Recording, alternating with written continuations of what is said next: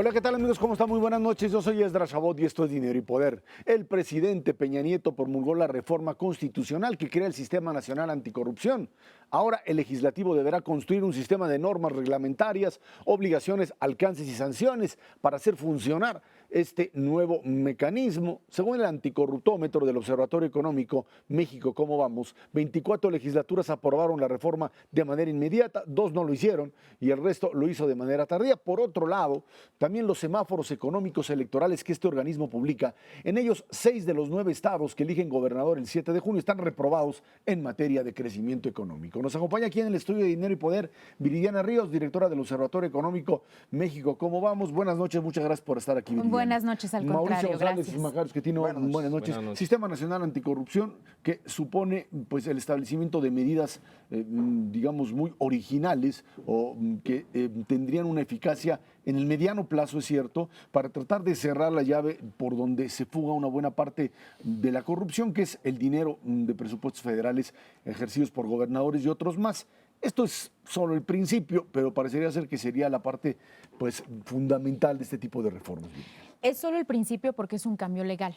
Lo que entendemos como el Sistema Nacional Anticorrupción aprobado muy recientemente por el Ejecutivo es muy sencillo. Es simplemente un cambio legal que lo que hace es coordinar instituciones que ya servían, que ya funcionaban, y darle nuevas facultades a estas instituciones. En particular, este Sistema Nacional Anticorrupción se tiene que entender como 4 partes.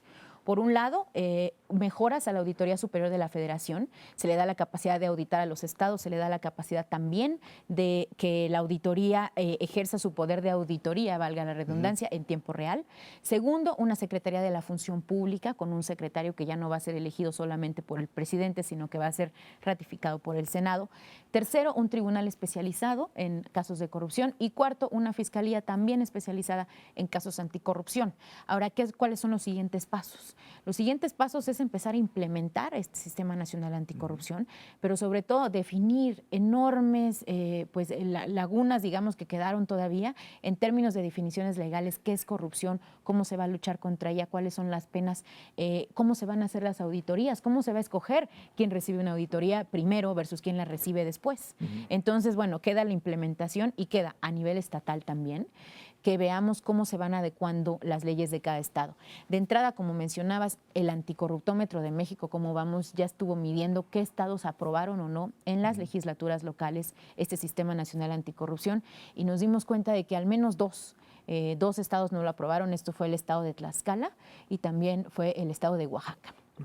Era más o menos previsible. Ahora, en función de de estos cambios que se están planteando, uno podría pensar que en un periodo de 1 o 2 años pudiese uno ver realmente cambios a partir, uno, de que esto sirva como disuasivo para que políticos dejen de estar robando, o si finalmente esto será pues simplemente algo que para tener algún tipo de resultado habría que esperarse mucho más tiempo. No, bueno, nosotros esperamos que el Sistema Nacional Anticorrupción empiece a tener efectos no en 2 años, sino al menos el próximo año, que es cuando técnicamente empiece ya a funcionar. Y más allá de eso, Esra, si no vemos resultados en 1 año o en 2 años, pues esta no es una cuestión estructural, esta es una cuestión simplemente de operatividad de la ley. Entonces, si no vemos resultados en 2 años, pues algo hicimos muy mal. O sea, políticos en la cárcel, dices tú, prácticamente. No, corruptos en la cárcel, porque además una de las partes importantes del Sistema Nacional Anticorrupción es que no nada más se deja la corrupción a gobierno, sino que ahora se pueden imponer sanciones a privados. Y los escándalos recientes de corrupción que han azotado a este país nos hacen notar que por cada corrupto hay un corruptor y que muchas veces el corruptor es ampliamente poderoso. Entonces, que caigan los corruptos donde estén, donde trabajen, en privado o en público. A mí me parece que este sistema anticorrupción es realmente un cambio profundísimo en México, no habíamos hecho nada parecido. Llevábamos años inventando leyes ficticias para ver si con eso se resolvía el problema y ahora iba a ser lo mismo, pero tuvieron que aceptar que la sociedad civil hiciera estas leyes y no la hicieron los diputados ni los senadores. Ellos las aprobaron, pero vino de afuera. Entonces hay muchas posibilidades de que esto funcione. Yo no estaría seguro que funcione como para el próximo año, porque hay varias cosas que nos faltan. Por ejemplo, la fiscalía a la que te referías hace un momento, no solamente es una fiscalía especializada, sino que es autónoma del presidente. Y para esto necesitamos que aparezca la Fiscalía de la Nación, una cosa que ya está acordada, que ya está en la ley, pero no ha podido procesarse todavía. Me imagino que en los próximos meses se va a hacer, pero a lo mejor esto sí efectivamente tarda 1 año o 2 años en empezar a dar resultados y a lo mejor 10 en que esto esté a fondo, pero va a ser totalmente distinto de los 100 años anteriores. ¿Estarías tú de acuerdo con esto? Estoy de acuerdo en que podemos tomarnos tiempo en ver los resultados del Sistema Nacional Anticorrupción, pero en lo que no estoy de acuerdo es en tomarnos como normal que nos tomemos 2 años en enfrentar resultados. El Sistema Nacional Anticorrupción mejora el marco legal para luchar contra la corrupción, pero ya hay un marco actualmente. O sea, de hecho, nosotros deberíamos estar viendo caer corruptos hoy. El gran problema es que no se está utilizando el marco legal actual y ahora tenemos pedazo de tiempo en lo cual se implementa el Sistema Nacional Anticorrupción, en que como que nos estamos dando chance. Pero yo creo que sí debemos exigir que se den resultados a la brevedad posible.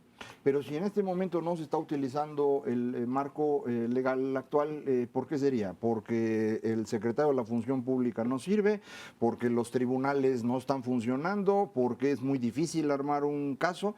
Porque eso no se va a resolver solito. Si no ha funcionado hasta hoy, ¿por qué funcionaría mañana? No, a mí me parece que uno de los principales problemas de la lucha contra la corrupción, y no solo en México, en el mundo, es lo difícil que es armar los casos. Es lo difícil que es, por ejemplo, identificar qué es conflicto de interés, en qué momento se incurre en un conflicto de interés, cuáles son tus intereses, cómo lo pruebas. Entonces, creo que uno de los grandes problemas es esta cuestión legal. Ahora, otro gran problema es que no existía hasta el momento, es relativamente reciente que estamos viendo estos escándalos de corrupción. La corrupción no es nueva. Lo que es nuevo es que nos estamos dando cuenta. Entonces, creo que sí ha habido un papel fundamental, no solo por parte de sociedad civil, sino por parte de los medios en general, en hacer del conocimiento público estos escándalos. Viridiana, en el tema de la corrupción es un tema muy complejo, pero sin duda tiene un aspecto económico que es muy importante. Hay algunos analistas y documentos que señalan que el costo de la corrupción en nuestro país ha ido creciendo en el tiempo y es cada vez, y tiene un tamaño significativo. ¿Ustedes qué opinión tienen sobre los efectos económicos que genera la corrupción? ¿Por qué es mala la corrupción económicamente hablando en México? Claro, me parece fundamental lo que mencionas porque el problema de la corrupción generalmente se había tratado como un problema casi que ético y moral. Pero recientemente nos hemos dado cuenta de que no es solamente un problema ético y moral, es un problema que afecta directamente al bolsillo de los mexicanos. Si pudiéramos contabilizar, por ejemplo, cuánto dinero perdieron los mexicanos en tener una carretera más cara, en tener una licitación que dio un producto de poca calidad, entonces estaríamos hablando de millones de pesos perdidos en los bolsillos de cada uno de los mexicanos. Ahora, México, ¿cómo vamos? Hizo un estudio en donde nosotros contabilizamos aproximadamente cuánto dinero se estaba perdiendo solamente por la falta de llegada de inversión extranjera directa al país. Y lo que nosotros contabilizamos es que pudiera ser hasta cerca de 1,000 millones de dólares la cantidad anual que no está llegando de inversión extranjera directa solamente porque esta inversión se ve alejada por los actos de corrupción y la falta de Estado de Derecho que existe en México. No me parece que ese sea el único costo monetario. Si pudiéramos contabilizar cuánto nos cuesta que no haya competencia, cuánto nos cuesta la obra pública de baja calidad, bueno, sería enorme. Ahora, frente a eso yo lo que te diría es, sin embargo, hay mucha gente que piensa que la corrupción le facilita la vida económicamente hablando. El caso más claro es cuando cometes una infracción de tránsito, entonces te dicen que se van a llevar tu coche o te van a llevar a ti, y bueno, pues es más fácil arreglarse con el que te detuvo, y entonces la gente acepta la corrupción. ¿Cómo se combate eso? En primera, tenemos que entender que la corrupción nos da beneficios solamente en el corto plazo, pero no en el largo y en el mediano plazo. Y nosotros lo hemos visto en muchos casos a nivel internacional. El gran problema de la corrupción es que impide que la economía en general continúe avanzando. Entonces, si bien beneficia a unos pocos, en el agregado maleficia, digamos, o le hace mal al total de la población. ¿Cómo se lucha contra esto? Bueno, la academia ha sido muy puntual en decir que hay 3 factores que deben combinarse para una lucha adecuada contra la corrupción. Y estamos hablando de la corrupción así de a pie, del ciudadano de más bajo y de los funcionarios públicos de bajo nivel. Primera, sí se necesitan salarios dignos. Si la gente no tiene un salario digno y un ingreso adecuado, la corrupción se vuelve mucho más tentadora. Segundo, aunque haya salarios dignos, nos hemos dado cuenta de que si no existe una vigilancia y un monitoreo, simplemente pues la corrupción se sigue dando. Entonces tiene que haber mecanismos clarísimos de vigilancia hacia los funcionarios públicos y los ciudadanos. Y tercero, los medios. No podemos, creo que no podemos quitar el dedo del renglón en lo importante que es la labor que se hace en mesas como estas. No solamente para dar a conocer los actos de corrupción, sino para dar a conocer al ciudadano que los corruptos no nos representan, que el mexicano promedio no es corrupto, que el mexicano promedio no se identifica con la clase política que tenemos, porque la clase política que tenemos nos ha fallado. Viridiana, el tema de clase política nos lleva a las elecciones del próximo 7 de junio, en donde pues, en 9 estados habrá elecciones para gobernador, y ustedes publicaron este semáforo económico. ¿Qué relación hay entre tendencias de voto y el propio modelo de desarrollo de estos estados? Mira, lo que hemos identificado es que desafortunadamente el ciudadano todavía no vota en base a resultados. Lo cierto es que pues mucho del voto que estamos viendo, al menos a nivel gobernador, pues va encaminado más a las propuestas que traen los candidatos a ciertos asuntos populistas y también a cuestiones como si me cae bien el candidato, si me gusta, etcétera. En México, ¿cómo vamos? Lo que hicimos fue decir, tenemos que tener un voto en base a resultados, así como evaluamos a los niños en la escuela, así también.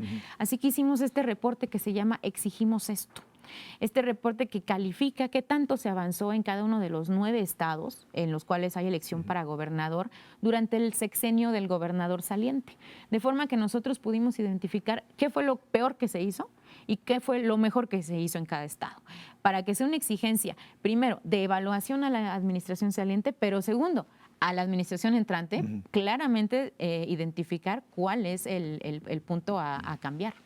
Pero aquí creo que hay una conexión con lo que comentábamos de corrupción. Algo que es corrupción y que a veces se nos olvida es el clientelismo. Claro. El clientelismo es el uso de recursos públicos para mantener votantes, claro, apoyo popular. Y yo hice una estimación de esto y debe rondar el 3 o 4% del PIB. No es una cosa menor, es una cantidad brutal de dinero que se utiliza para mantener clientelas. Por ejemplo, a través del presupuesto de agricultura, que se usa prácticamente por completo para clientelismo. Entonces, estos gobernadores que pueden haber gobernado mal, pudieron haber repartido bien y por eso, claro, pueden ganar elecciones. Entonces, claro, esta parte de corrupción y esta parte de desempeño económico de los estados, ¿cómo se va a ir enfrentando hacia adelante? Y esto además, en medio de estos datos donde 6 de los 9 estados que ustedes analizaron en esto parecen reprobados en crecimiento económico. Sí, pues mira, yo creo que tenemos que empezar a, como ciudadanos, darnos cuenta de que nuestro voto vale más que una despensa, vale más que algo absolutamente clientelar, porque es lo que sienta las reglas del juego para el futuro. Ahora, yo les soy súper sincera, yo digo esto y digo, pero ¿cómo? ¿Cómo le vamos a hacer para empezar a evaluar a nuestros gobernantes con base en resultados? Entonces, este va a ser el primer experimento democrático en el cual a lo mejor empecemos a ver mecanismos ya más directos de evaluación hacia el actuar de estos gobernantes, porque son ellos mismos los que nos van a venir a dar la cara en la próxima elección, los que ganen en esta elección, en la que sigue. Y el tema de estos estados que son reprobados en lo económico, ¿no hay todavía una idea clara de este nivel de reprobación, hasta dónde influye en términos del voto? Algo que pudiese de alguna manera pues, abrir el camino para entender cómo reacciona una ciudadanía que simplemente ha vivido 6 años pues, sin ver resultados. Claro, pues mira, justo en esta elección están desarrollándose varios estudios por parte de académicos, tanto de, si tengo bien entendido, de la Universidad de Yale y de NYU, en donde se está monitoreando qué tan sensible es el voto a la recepción de información, no solamente a datos como Exigimos Esto, sino también a auditorías locales, a que se sepan los resultados de básicamente cómo se usó el dinero público. Lo que tenemos identificado es hasta el momento que sí existe, no tenemos un estudio para México, pero sí existen casos clarísimos en Brasil en donde, por ejemplo, dar a conocer un acto de corrupción reduce hasta en 8 puntos porcentuales el voto de un candidato en específico. Y aquí donde se anuncian actos de corrupción, los dos partidos que empatan hacia abajo. Más o menos. Fíjate que el único estudio que existe sobre esto es extremadamente revelador, y es que cuando el mexicano recibe frecuentemente información sobre actos de corrupción y se vuelve ya lo común. Lo Trascendente. que sucede con el mexicano no es que vote en contra de las autoridades, sino que no vota. Se retrae, dice, la clase política es terrible, no me representa, bye. Pero tú esperarías un gran abstencionismo ahora en las próximas elecciones. Es intermedia, además. No, por eso. Es intermedia, sí. Pero más de lo normal, porque ¿no? Sí, claro. En función de esto, pues se supone que estaría más bajo que lo normal. Pues en función a estos estudios, y estos estudios contienen realidad empírica, sí esperaríamos que quizá la votación fuera más baja. Ahora, no solamente pudiera reducir la votación, sino pudiera también reducir el voto participativo, es decir, aumentar el voto nulo. Las personas que vayan y anulen su boleta porque sienten que la clase política simplemente no los representa. Bueno, pues ahí están los distintos temas. Viridiana Ríos, directora de México, ¿cómo vamos? Muchísimas gracias por Al estar aquí con contrario, nosotros. muchísimas gracias. Vámonos a una pausa. Esto es Dinero y Poder.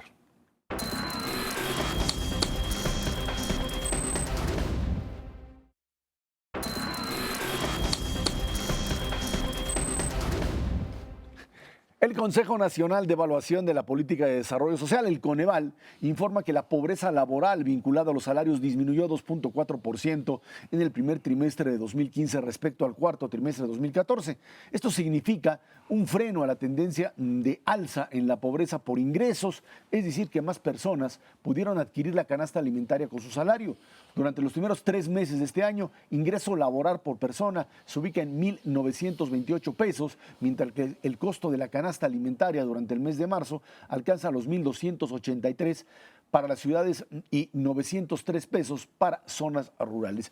Son indicadores muy pequeños en términos de lo que podríamos llamar un combate o una caída de la pobreza, pero creo que este aumento en el número de empleos formales, esta baja en la inflación que hemos tenido, que por supuesto no sustituye la grave deficiencia de crecimiento económico que genere también empleos y disminuye el nivel de pobreza, pero esto que en algún momento ya lo habíamos visto, hoy tiene una magnitud mayor, tanto en función de los cambios que se han realizado en la ley laboral, seguramente es una de las causas fundamentales, como también, y creo que esto también es muy importante, una caída en inflación que no se tenía contemplada y que estábamos acostumbrados a que las cifras de Hacienda, de Banco de México, de inflación para este año 3 más menos 1, implicaba que tenías 4 y que no había que pasarse de 4. Hoy estás consiguiendo reducir esto, ¿no? Sí, yo creo que esa es la causa principal de que haya una reducción en el número de personas que están en esta situación inferior a lo que deberían tener para conseguir la canasta alimentaria. De hecho, el secretario ejecutivo de Coneval, te lo comentaba, tiene entrevista radial. Él está convencido que si reduces la inflación o la mantienes bajo control, vas a tener un avance que no resuelve todo el problema, pero ayuda. Creo que buena parte del problema que tenemos en el número de personas que están en situación de pobreza tiene que ver con la economía informal. Si uno ve los datos de la economía formal, pues prácticamente todos están arriba de 2 salarios mínimos, lo cual significa que están por encima, sin duda, del costo de la canasta. Pero las personas que están en la informalidad, que son 60% de los mexicanos, están pues por debajo de eso y ahí es donde se nos está complicando. Entonces, efectivamente creo que la reforma laboral puede tener algún impacto porque ha estado permitiendo una mayor formalización, pero no es solamente la reforma laboral, es que el Seguro Social también anda persiguiendo a todo el mundo, lo cual es muy útil porque pues tienen que cumplirse las leyes, ¿no? Esto no se va a ver en la medición de pobreza que aparezca ahora en junio, que es la encuesta de ingreso-gasto, porque es del año pasado. Lo vamos a ver ya bien a la de 2016, que se va a publicar prácticamente dentro de 25 meses, entonces va a ser ya muy tarde, pero creo que la dirección es correcta, pero la velocidad es muy lenta. Yo creo que lo que reflejan estas cifras que son positivas, pues es básicamente que la mejor forma de reducir la pobreza en nuestro país es dándole a la gente un empleo que le permita una remuneración. Creo que eso es el principio básico. Me parece que eso es importante tomarlo en cuenta porque en algunas áreas del gobierno persiste la idea de que para aminorar o continuar reduciendo la pobreza en nuestro país, lo que se necesita son subsidios o transferencias más bien O gasto del del gobierno. o sea, que el gobierno le entregue a los ciudadanos que Dinero. están en condiciones de pobreza dinero. Yo no digo que eso no se deba hacer, sí se debe de hacer porque la pobreza es un aspecto muy complejo, pero me parece que aquí la evidencia es clara en el sentido de que lo mejor que podemos hacer como país es fomentar el crecimiento económico para que eso a su vez incremente la demanda de mano de obra y la demanda de mano de obra remunerada y como bien dice Macario, con beneficios de seguridad social, pues es lo que le va a permitir a la gente, porque ir superando las carencias. En este caso lo que se está midiendo es una carencia, es la incapacidad que tienen en ciertos segmentos de la población de no poder adquirir una canasta alimentaria que se considera una canasta básica. Ahora, tú hablabas de la inflación, Esra, y la inflación es un promedio de crecimiento de los precios, pero ahí hay desde tornillos hasta pintura. A cada quien le hasta pega alimentos. diferente, digamos. Le Exactamente, pega a más a cada los más quien pobres. le pega diferente, pero fíjate, exactamente, si uno ve las mediciones de inflación del INEGI, que no les hace mucha publicidad, pero existen desde hace mucho tiempo, que es la canasta por nivel de ingreso de las personas, resulta que la inflación le ha pegado históricamente más a los que menos ingresos tienen. ¿Eso qué quiere decir? Que el encarecimiento de ciertos satisfactores básicos, entre otros los alimentos, han crecido más que lo que crece la inflación. Entonces, cuando decimos la inflación este año va a ser 3%, pues sí es cierto, pero si tú ves el rubro de los alimentos, ese más o menos anda entre 5 y 6%. Si a ti se te subieron el ingreso en tu empleo, aunque sea formal, al 4%, de todas maneras no te alcanza porque están creciendo más los precios. Entonces, y de nuevo, ahí pues, hay la tentación. Pues dice mucha gente, póngale un tope al precio del huevo, de la leche, de la carne. Desaparecen del mercado. Pues sí, desaparecen del mercado. No sé, yo creo que esas recetas ya están superadas, pero a algunos parece que no aprendieron la lección. Entonces, insisto, la mejor manera de reducir estas carencias en el caso de la pobreza alimentaria es que la gente tenga un trabajo remunerado. Ahora, Macario, pero nada más, en ese mismo sentido, esta idea de que la creación, la generación de empleos es, digamos, el motor de un modelo económico, esto también te lleva a decir, bueno, ¿en qué tiene que gastar el gobierno? O sea, el gobierno, si tú tienes 60% de pobres, como tal, Bueno, No son tantos. 60% informales, 50% son pobres patrimoniales, como Ok, se llaman, y pobres como nos los imaginamos, Ajá. estamos hablando de menos de 20%. Ok, para ellos tienes que manejar programas de asistencia Sí, social, si no se sin mueren duda. de hambre, Sí, punto y claro. sencillo. Sí, es lo que decía. Modelos como Oportunidades, Progresa o en su momento y lo que hoy se está manejando en distintas opciones, tiene como objetivo, es cierto, decían sacarlos de la pobreza. Se puede sacar a gente de la pobreza, sí, probablemente, pero no puede ser la receta en términos de este programa social te va a generar un nivel de ingresos que automáticamente te vuelva ya parte de, digamos, los no pobres. Creo que esta es la parte en donde cualquier programa, por más exitoso que sea, no puede llegar a tener. Sí, aquí lo que resolver habría el que saber problema. es en dónde están los pobres, porque son pobres y demás, y los datos ahí están, entonces nada más cosa de ponerse a verlos. Por ejemplo, tenemos 6 millones de mexicanos que son campesinos de autoconsumo. Lo que pueden producir les genera de ingresos 700 pesos al mes. O sea, están cerca de la tercera parte de un salario mínimo. Esos son los que están en la miseria. A ellos, si el salario mínimo sube o baja, les es irrelevante. Ellos viven de lo que producen y no van a producir más, no importa qué hagas. Entonces necesitas sacarlos de ahí, porque de otra manera no los vas a sacar de la pobreza.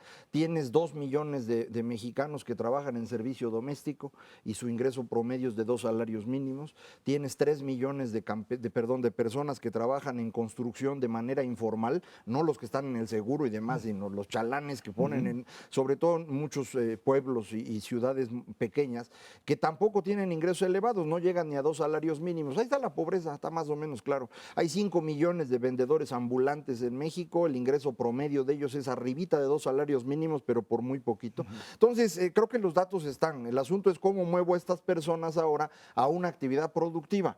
Y eso es lo que no hemos podido hacer. Un constructor en México, un albañil que se va a vivir a Estados Unidos, se vuelve 3 veces más productivo solo por irse allá, aunque sí siga sin saber leer y no hable inglés, porque las formas de producción son mejores. Entonces, a lo mejor por ahí habría que hacer algo, pero no es una cosa que se resuelva así simplemente. Mira, no quiero desviar la atención ni el tema, pero creo que esto que dice Macario es muy interesante porque también hay quienes piensan dentro de las esferas gubernamentales que para mejorar el bienestar de la población, digamos también reducir la pobreza, hay que subir el salario mínimo. Todos estos segmentos enormes de personas le subes el salario mínimo no sirve para nada, pero bueno, esa mejor la dejamos para otro día.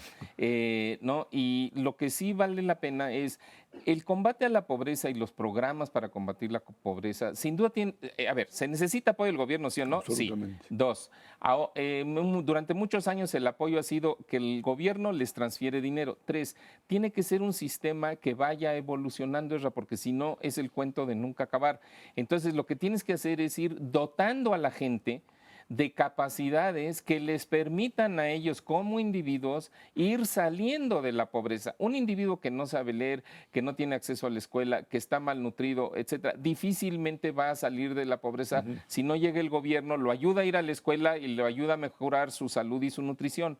Pero una vez que estás en esa etapa, no te puedes quedar ahí porque los hijos de esos jóvenes que hoy son pobres y por definición van a seguir siendo pobres, pues no pueden seguir el mismo patrón. Si no les das la oportunidad a los papás de que se salgan de esos hoyos de pobreza, no hay dinero que no hay dinero que alcance. O sea, no alcanza. Pero nada más, Macario, es un poco lo que ya hemos platicado muchas veces. Estos estados del sur del país que reciben millones y millones y millones y la gente sigue en la pobreza. Uno se pregunta, ¿es por esto que no alcanza o porque no se llega, el dinero se maneja correctamente? ¿O se trata simplemente que ese dinero jamás está en posibilidad de llegar o de servir para sacar a la gente? Yo creo que son dos problemas. Uno, primero, es que lo platicábamos hace un momento con Viridiana Ríos, es corrupción. Es decir, lo que estás usando es el dinero para comprar a las personas y mantenerlas contigo como fuerza política. Eso mantener a los pobres. Es corporativismo y clientelismo. Pero hay otra razón. El programa Progresa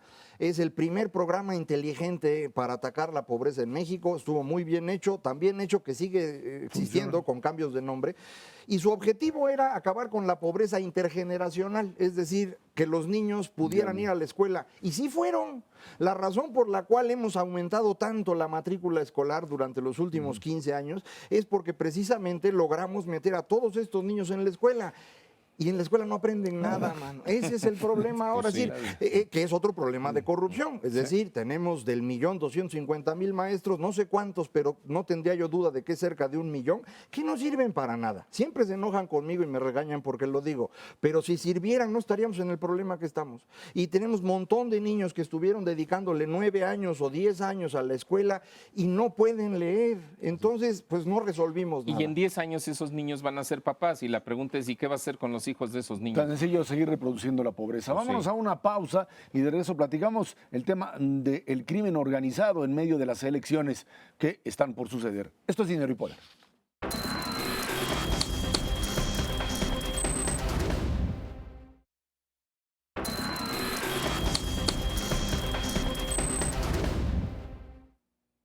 El viernes pasado hubo un enfrentamiento entre presuntos sicarios del cártel Jalisco Nueva Generación y elementos de la Policía Federal con un saldo de 43 muertos, incluido solo un elemento policiaco. Según las indagatorias, el rancho El Sol, en donde se registraron los hechos, era utilizado como guarida para secuestrar, vender droga y vigilar la zona. El gobierno federal niega que los muertos hayan sido resultado de una ejecución extrajudicial. Sin embargo, la CNDH abrió un expediente para determinar si hubo abuso o no de la autoridad. Y creo que esto es importante. Esto se ha venido otra vez repitiendo después de los casos de Tlatlaya y otros más en donde pues, hubo ajusticiamientos. Este tema de la lucha contra el crimen organizado, creo que hay un problema de definición de qué tipo de lucha se trata, o sea, de qué estamos hablando. Uno, no estamos hablando nada más de una persecución de policías contra ladrones, no estás hablando de un enfrentamiento entre pues una banda de delincuentes que trata de robarse unos coches o asaltar a gente en la calle. Estás hablando de un equipo fuertemente armado que termina siendo descubierto en un operativo que muchos dicen pues se trataba de detener a uno de los grandes o de los capos de toda esta organización, y de repente pues aparecen prácticamente muertos la totalidad de los criminales y solamente un policía federal, en lo que sería un abuso de autoridad o una desproporción en el uso de la fuerza. Y se dice que hay incluso los manuales y los textos de cómo tiene que comportarse la Policía Federal y el Ejército cuando combate a este tipo de grupos. Yo creo que una cosa es lo que está en el papel y las regulaciones, y otra cosa es el mecanismo a través del cual tú te enfrentas a este tipo de grupos y la capacidad que ellos pueden tener de acción. Esto es muy común, incluso en la propaganda política de grupos terroristas. Por ejemplo, se maneja eso. Cada vez que grupos terroristas son arrasados, se dice uso desproporcionado de la fuerza porque el Estado es muy poderoso y estos son pequeños y no puedes utilizar tanta fuerza, generando una perversión, porque lo único que estás haciendo es dándole legitimidad a lo que el grupo delincuencial o terrorista trata de hacer. Sí, es un tema bien complicado. En el caso específico en el municipio de Tanuato, o ahí cerquita, donde había un rancho que fue invadido por un grupo criminal, al cual iban persiguiendo los de la Policía Federal, según la narración de los testigos que apareció en los medios de comunicación, empieza el enfrentamiento, llega un helicóptero y el helicóptero, que es una potencia muy superior a los que están abajo, pues acaba con todos. Lo cual implicaría, pues el uso del helicóptero es un asunto de técnica muy superior. La razón por la cual creo yo que desde el helicóptero acaban con todos es porque 3 semanas antes les tumbaron un helicóptero, lo cual quiere decir que había la posibilidad de que los que estaban allá abajo tuvieran la misma arma con la que tumbaron el helicóptero, y en consecuencia la respuesta racional y correcta es acabar con todos. Que son muchos, pues sí son muchos, pero en este caso en particular me parece que es así. Creo que inmediatamente hubo una reacción de muchas personas diciendo que había un uso excesivo de la fuerza, muchas personas que no dijeron lo mismo cuando tumbaron el helicóptero 3 semanas antes. Y entonces a mí sí me preocupa esta pues diferencia en cómo vemos las cosas, muchos mexicanos que festejan a los criminales porque tienen la capacidad de tumbar un helicóptero y critican a la Policía Federal por hacer uso del helicóptero. Creo que no es la misma vara y creo que no está bien eso. Efectivamente, en Tlatlaya hubo ajusticiamientos y todas las acciones deben ser revisadas por la Comisión de Derechos Humanos y vigilar que no pase nada. Yo no sé si para el caso que tenemos hoy, en el cual si tú detienes a las personas y las presentas frente al juez, el juez las deja salir como acaban de dejar salir a los que pusieron las granadas en Michoacán. La única respuesta viable sea ejecutar. Yo digo, sería terrible que esto fuese así. En la buena parte de los países que hoy son civilizados, así se construyó el Estado. Ya se nos olvidó, porque ahora hay derechos humanos y qué bueno que los hay, pero no los había antes. Y antes así se construían los estados. Una solución ideal a esto sería que el gobierno reconociera que está enfrentando un problema de este tamaño y dijera, aprovechando que el artículo 29 constitucional me lo permite, retiro las garantías individuales durante un periodo para poder enfrentar a estos criminales. Eso pues dejaría legalmente las cosas, claro, y podría enfrentarse. Que sería la aceptación de que esto se trata de una guerra contra un enemigo, finalmente, que ha tenido la suficiente capacidad como para mantenerse independientemente de los ataques. Ahí está otra de las pruebas, creo, muy claras de este tema de lo desproporcionado. Muy desproporcionado, pero la capacidad militar de estos grupos sigue estando presente, disminuida si quieres en algún momento, pero si tienen la suficiente capacidad económica para tener un RPG, esta arma con la que pueden disparar sobre un helicóptero y hacerlo, parecería que otra vez estamos en este tema que en otros lugares tiene una connotación diferente, que es lo políticamente correcto. A ver, esto es... las Fuerzas Armadas tienen que cuidarse enormemente de que al delincuente no le pase absolutamente nada, cuando éste, teniendo una capacidad incluso, no digo mayor, pero sí similar a la de la fuerza pública, tiene además en su beneficio el tema de derechos humanos, cuando el tema de derechos humanos de las víctimas de estos criminales no es atendido exactamente en la misma proporción que ahora hay quien intenta defenderlos como tal. Y si seguimos en esa, pues aquí de lo que se trata es de pues simplemente desacreditar a aquel que pretenda resolver el problema, como sucedió con Calderón y como ahora sucede en este gobierno. Así es. Y bueno, yo creo que cuando hay un interés público de por medio, el poder es para ejercerlo, porque si no, pues ¿para qué lo quieres? No sirve de gran cosa.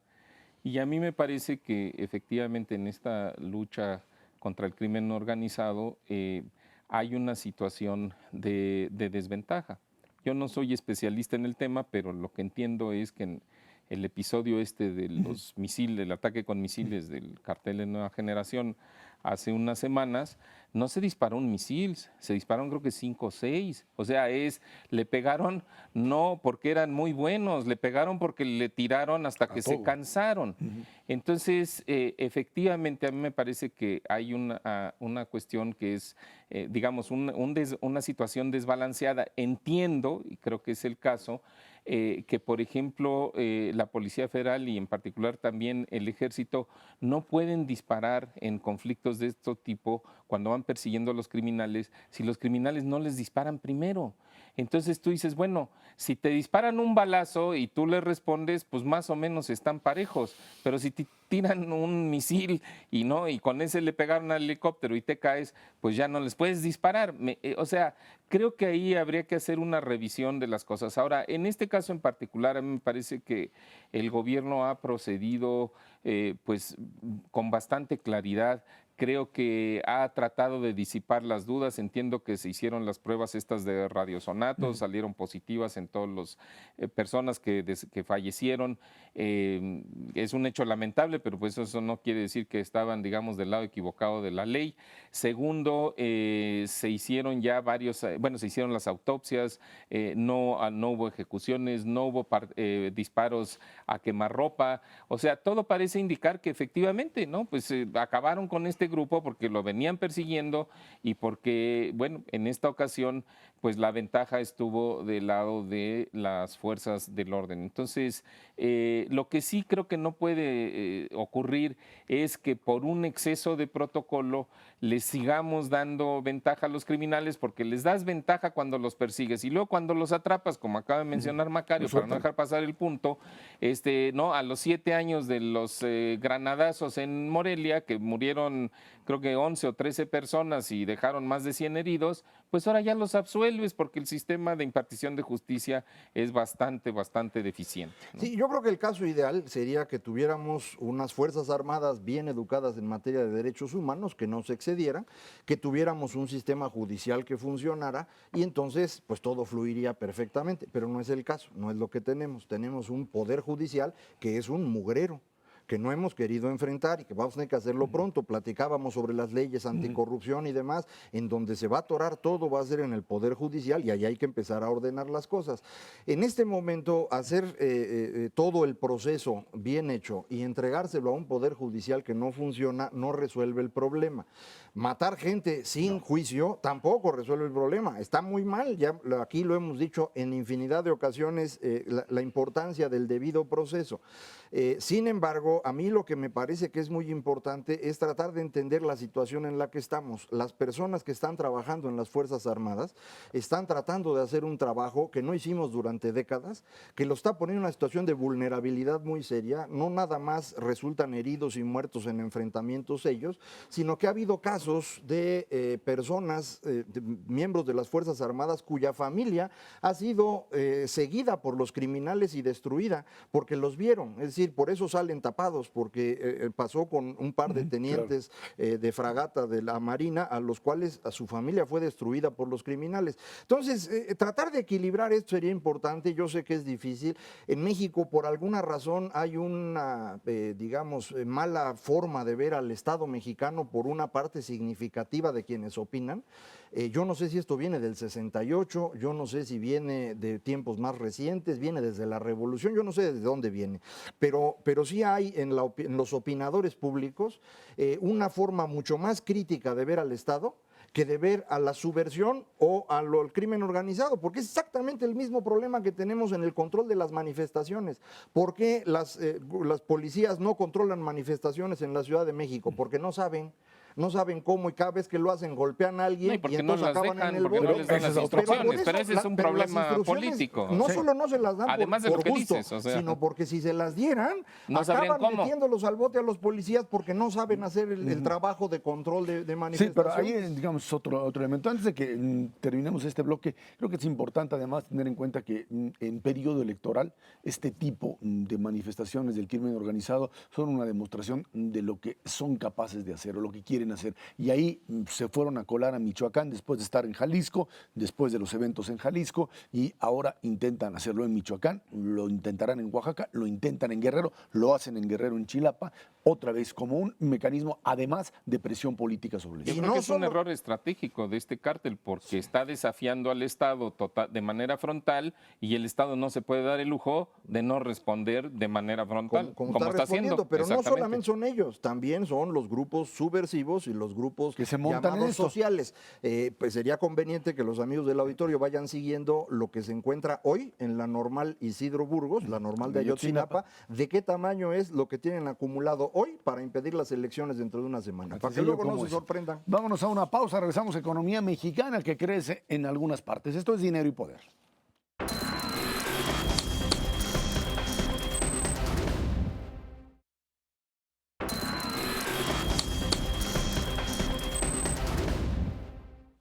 La balanza de pagos al primer trimestre del año registró un déficit en cuenta corriente 9.446 millones de dólares, saldo negativo mayor a los 4.933 millones de dólares del mismo periodo del año pasado. Bueno, ahí están datos de esta economía mexicana. El día de hoy aparecen también datos interesantes en términos de reducción de desempleo, que siguen la tendencia de lo que habíamos manejado. Todavía un problema con tipo de cambio que no alcanza y ya genera preocupación incluso en los propios círculos de Hacienda y de Banco de México, en el sentido de que pues, el dinero que están metiendo no es suficiente y puede generar algún problema posterior. Datos buenos al fondo de una economía que, aunque se ha venido atorando, que era un poco lo que decíamos anteriormente, no... tiene ahí todavía algunos elementos oscuros que pueden generar conflicto. Lo cierto es que pues, tenemos un primer trimestre del año mucho mejor incluso de lo que originalmente se había planteado, Mauricio. Bueno, vamos a decir que tenemos un primer trimestre que la libró, pasó de panzazo, crecimiento económico 2,5%, nos coloca en el nivel, en el límite inferior de lo que sería la banda o el rango de crecimiento normal de esta economía, que es de 2,5-3%. Aumento del consumo, a pesar de todo. Sí, a ver, no estuvo mal. Aumentó el consumo, aumentó el empleo, aumentó la masa salarial, la inflación estuvo bajo control. No, el problema, sin ánimo de ser pesimista, es que ya hay varias señales que nos dicen que esto no se va a replicar en el segundo trimestre. Pero si quieres, platicamos dentro de 3 meses para ya con más elementos en la mano. Pero refiriéndome a la balanza de pagos, ¿no? La balanza de pagos lo que registra son todas las transacciones del comercio exterior y también las transacciones financieras con el exterior. Y creo que los números son positivos. Decías tú, hay un déficit, siempre ha habido déficit en cuenta corriente, que es donde está la parte de comercio de mercancías, los ingresos de las remesas, los pagos de intereses sobre la deuda externa pública y privada, o sea, todo lo que son mercancías y servicios, pero fue un poco más bajo de lo que se tenía el año pasado. No es algo que quite el sueño, es un déficit que siendo en divisas se tiene que financiar de alguna manera, pero con divisas, y esas divisas provinieron de fuera, o sea, la inversión extranjera directa, que también aparece en la balanza de pagos, pues tuvo un ingreso de aproximadamente 7,000 millones de dólares, eso no está mal, quiere decir que en el transcurso de este año vamos a volver a llegar a 20, 25 mil millones sin problema.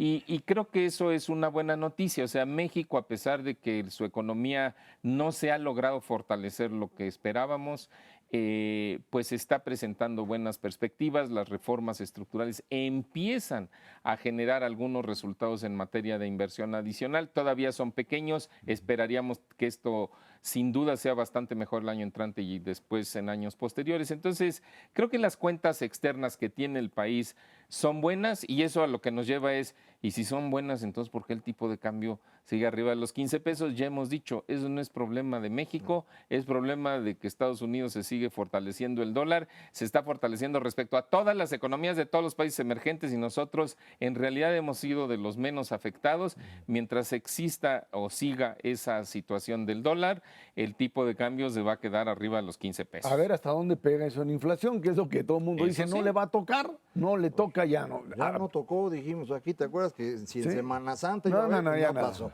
Entonces ya todo muy tranquilo. Para que no haya problema con el tipo de cambio, lo único que hay que hacer es acordarse que son 15 pesos por dólar. Y ya no pensar en 13 y en 14, ya vas a ver cómo el problema desaparece automáticamente. Eso es un problema- magia económica. Sí, digo, a menos de que tengas que comprarlos y sí, pagar sí, 15 ahora, pesos, 15 ¿no? pesos, Porque o si 15, no subió 30. tu ingreso en la, A ver, en ¿cómo la le parte haces? proporcional, pues a ver, a- ¿cómo le Macario, haces? que ganan dólares. Al A ver. respecto, una cosa que es muy interesante y que se nos hace, a veces nos olvida, es un déficit en cuenta corriente es una buena cosa, no es una mala cosa, es bueno. Si nosotros importamos más de lo que exportamos, es mejor. Realmente uno exporta para tener divisas con las cuales comprar importaciones, pero lo relevante para la felicidad de la gente, para el consumo, para el bienestar es lo que se importa. Entonces no hay que angustiarse con eso, mientras más importemos es mejor, siempre y cuando podamos generar las divisas para comprarlo, y por eso es importante. Hemos estado generando divisas, no hombre, hemos estado generando tantas que quién sabe de dónde salieron. Es decir, hay un dato que para mí resulta muy interesante en la balanza de pagos, y es que en los últimos 5 años, el rengloncito que se llama errores y omisiones de la balanza de pagos creció brutalmente. Errores y omisiones es todo lo que no supieron de dónde salió. Es decir, lo que hace el Banco de México es llevar las cuentas de todos los movimientos que tienen que ver con bienes y servicios, esa es cuenta corriente, todos los movimientos que tienen que ver con capital, esa es cuenta de capital, y cuánto quedó en las reservas. La diferencia entre eso es errores y omisiones, que no sabemos de dónde salió, pero hay que Que anotarlo. anteriormente era fuga de capitales. En los años En los 80, 80, 70 era fuga de capitales. Luego se mantuvo durante mucho tiempo en el orden de 3,000 millones de dólares al año, 5,000, pues no suena raro, sobre todo por el volumen que estamos manejando. Los últimos 5 años han estado todos arriba de 10,000 millones de dólares, y la suma de los últimos 5 años son 96,000 millones de dólares, no que se fueron, que llegaron a México, quién sabe de dónde. O sea, no será crimen Es el organizado. triple ¿no? de lo que estaban en los 5 años anteriores. No, No. puede ser crimen organizado porque los 5 años anteriores fueron 35,000 y no estaba mal el crimen organizado en aquel entonces, y acá está peor ahorita que entonces. Entonces, no tengo idea de dónde salió esa lana. Yo creo que nadie sabe, por eso están errores y omisiones. Y por eso lo pongo aquí a ver si a Mauricio Pero le no cae es, algo.